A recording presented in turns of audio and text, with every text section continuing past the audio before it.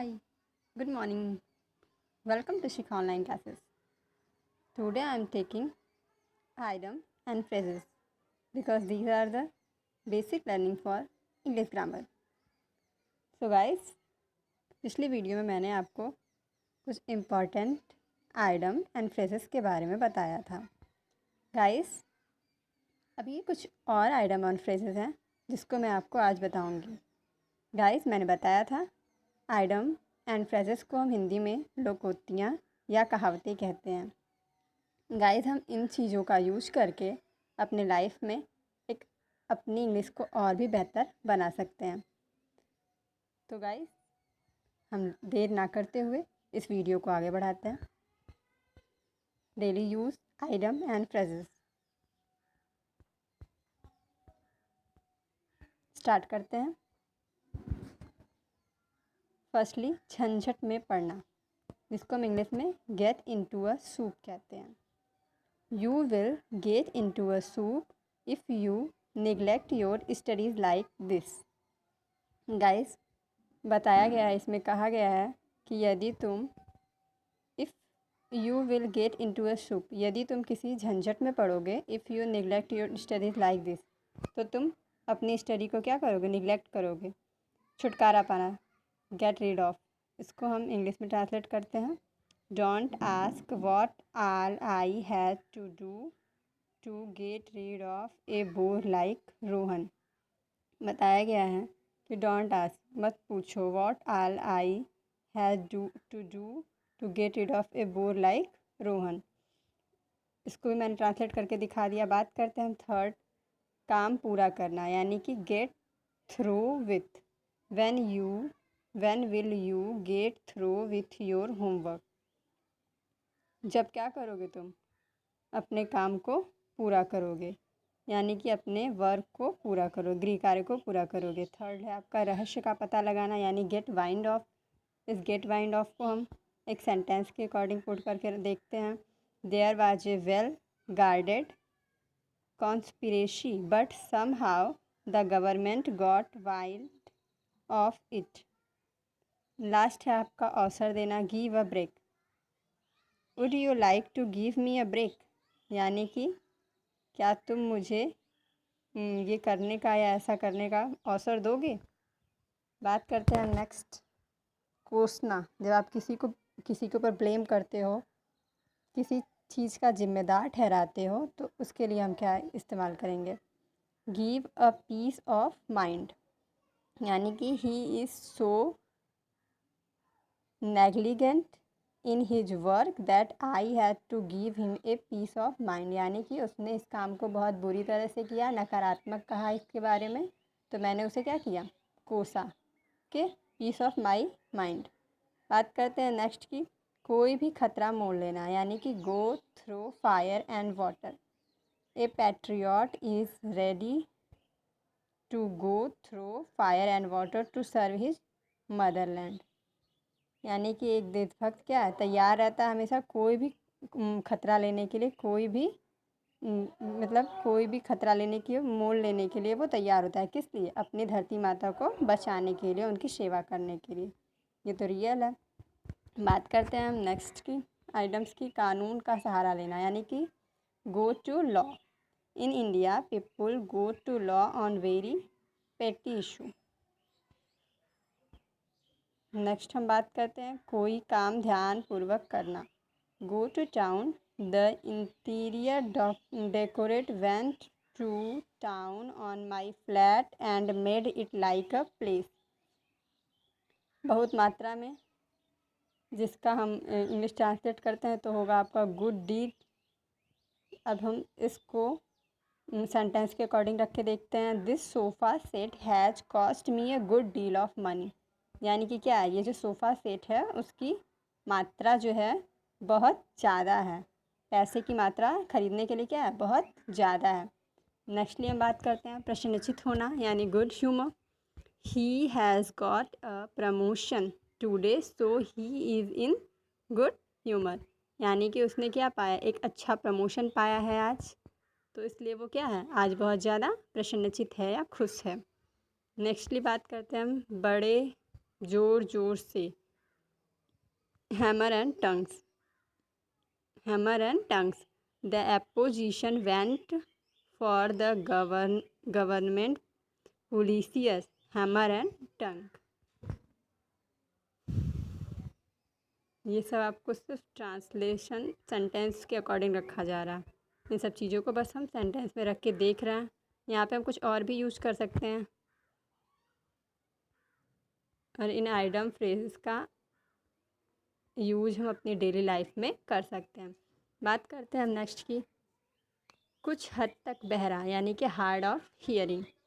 You will have to speak a little louder, यानी कि तुमने क्या किया, कुछ आवाज़ें सुनी लेकिन थोड़े देर तक। As mister Roe he is hard of hearing, वो कुछ हद तक तो बातें सुनते हैं लेकिन और क्या है, वो बहरे हैं, कुछ हद तक बहरे हैं।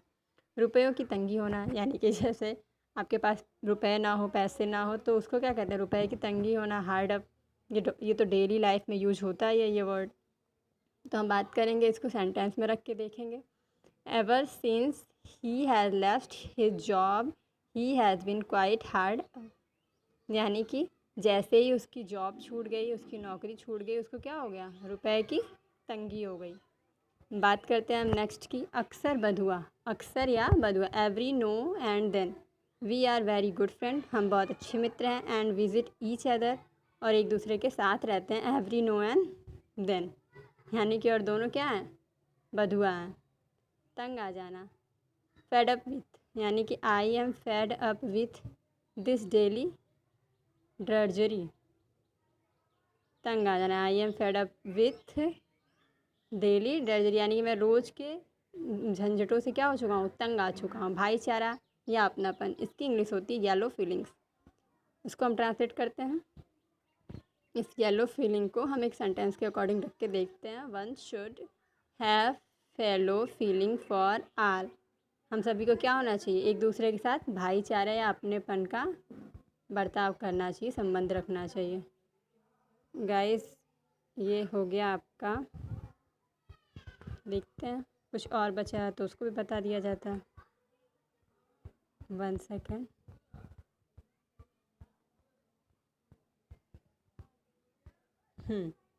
राज़ी होना, दिल करना, यानी कि हैव अ माइंड।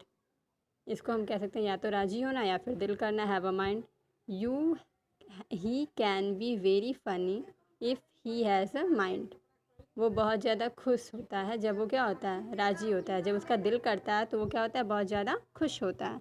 नेक्स्टली हम बात करते हैं आराम होना, have an easy time of it as long as mister Narayan was there as the manager, the staff had an easy time of it but now things have change. इसमें बता दिया कि नारायण क्या है, as long as mister Narayan was there, वहाँ पे थे बहुत समय के बाद। एज द मैनेजर, जब वो मैनेजर के पद पे थे। The staff had an easy time, और स्टाफ भी क्या थी, ईजी टाइम, बहुत ही स्टाफ का भी एक अच्छा सरल समय था। But now thing have change, लेकिन इस समय क्या है, जब वो वहाँ के नारायण मैनेजर नहीं है तो वहाँ का क्या हो गया, माहौल ही बिल्कुल चेंज हो गया। इस तरह से हम इसको ट्रांसलेट कर सकते हैं। बात करते हैं नेक्स्टली हम निर्दोष पाना, हैव क्लीन हैंड, यानी कि निर्दोष पाना, यहाँ पे इसका ट्रांसलेशन हो जाएगा have clean hand. You can not suspect him of taking bribery, I am sure his hand are clean, यानी कि you can not suspect him of taking bribery, यानी मैं तुमसे बात करता हूँ और तुम्हें क्या बहादुरी से बात करते हो, तो मुझे लग जाएगा क्या, मैं जान जाऊँगा, मैं श्योर हो जाऊँगा इस बात से कि तुम क्या हो, निर्दोष। ऐसे ही होता है जब कोई गलती करता है और आप उससे बात करते हैं, उसकी नज़रें नहीं झुकती, बिल्कुल फेस पे होती हैं आपके, और वो हर बातों का जवाब बिल्कुल बहादुरी से देता है, तो आपको समझ में आ जाता है कि वो इंसान क्या है, निर्दोष है, उसने कोई क्लेम नहीं किया है, कोई वो कोई गिल्टी इंसान नहीं है। बात करते हैं हम नेक्स्ट आइटम की, कोई काम हाथ में लेना, have a hand. What job do you have in hand at present, what job do you have in hand at present, यानी कि तुमने इस जॉब में अभी कौन सा काम हाथ में लिया है, झगड़ा करना। इसको हम बनाएंगे हैव इट आउट विथ, यानी कि हैव इट आउट विथ जब भी हो तो आप समझिएगा कि यहाँ किसकी बात की जा रही है, झगड़ा करने की बात की जा रही है। आई am sure he has cheated मी, मुझे विश्वास है कि वो उसने मुझे क्या किया, धोखा दिया। And I am going to have it out with him, और मैंने उससे क्या कर लिया, झगड़ा कर लिया। तो गाइस लास्ट है आपका पेज, बीमार होकर बिस्तर पे पड़ना। इसको हम ट्रांसलेट करेंगे लेड अप विथ, यानी कि आप क्या हो गए, बीमार हो गए और आप बिस्तर पे पड़ गए हो। He was out in the rain yesterday and now is laid up with cold and fever, यानी कि कल जो है, बीते हुए कल उसने क्या किया, बारिश में भीग गया बाहर जाके, और अभी वो क्या हो गया, बीमार होके बिस्तर पे बुखार से पड़ा हुआ है। बात करते हैं हम नेक्स्ट आइटम्स की, मन में हंसना, यानी लाफ इन वन स्लीप, मन में हंसना। He was wearing a funny dress, उसने क्या पहना हुआ है, एक फ़नी ड्रेस, मजाकिया ड्रेस पहना हुआ है। एट द पार्टी, कहाँ पे, पार्टी में। And every one was laughing in the his sleep, और सभी लोग उसके ड्रेस पे, उसके कपड़े को देख के क्या कर रहे हैं, हंस रहे हैं। ठीक, मन में ही हंस रहे हैं। इस तरह से हम ट्रांसलेट इसको मतलब सेंटेंस के अकॉर्डिंग रख सकते हैं इन चीज़ों को, और अपने डेली लाइफ में यूज भी कर सकते हैं। गाइस नेक्स्टली हम ध्यान देंगे हुक्म चलाना, ले डाउन द लॉ। इसको चेंज कीजिए आप सेंटेंस में, in his house his wife lay down the law, यानी कि उसके घर में उसकी पत्नी का क्या होता है, हुक्म चलता है। कहीं कहीं होता है ना, फैमिली में आदमियों से ज़्यादा उसकी वाइफों का हुक्म चलता है। तो गाइस बात कीजिए नेक्स्ट ऑप्शन, नेक्स्ट आइटम की, किसी को ज़रूरत से ज़्यादा तारीफ़ देना। कभी कभी होता है लोग किसी इंसान को ज़रूरत से ज़्यादा इंपॉर्टेंस दे देते हैं, तो उसके लिए हम कैसे यूज करेंगे इसको सेंटेंस में रख के, why don't you pay him his dues instead of leading him a dance. तो ये आपका हो गया, यानी कि why don't you pay him his dues instead of leading him a dance, यानी कि वो डांस तारीफ़ करने लायक नहीं था, फिर भी आपने क्या किया, उसे ज़रूरत से ज़्यादा तारीफ़ कर दी।